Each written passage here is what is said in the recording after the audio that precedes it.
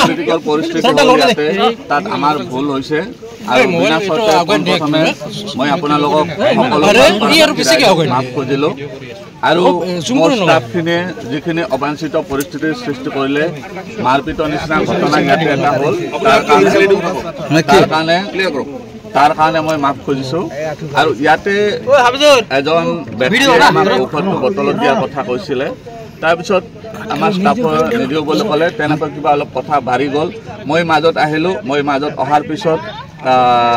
মোক অলপ ঠেলা হিচাপে আমাৰ ষ্টাফখিনি আগুৱাই আহি তেওঁলোকে অলপ কাজিয়া পেচাল কৰিলে আৰু এইটো বহুত লজ্জাজনক বিষয় হৈছে কোনো আমি যেতিয়া যিহেতু এটা ৰাইজৰ কাম কৰিবলৈ ওলাই আহিছিলোঁ তেনেকুৱা এটা কাম হ'ব নালাগে তো যে হৈয়ে গ'ল আমাৰ ভুল বুলি মানি লৈ সকলো ৰাইজ ইয়াতে গোৱালপাৰাবাসী ৰাইজৰ আগত আমি মাফ খুজিছোঁ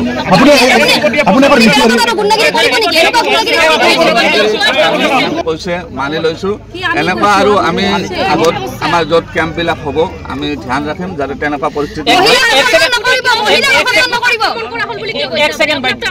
শুনক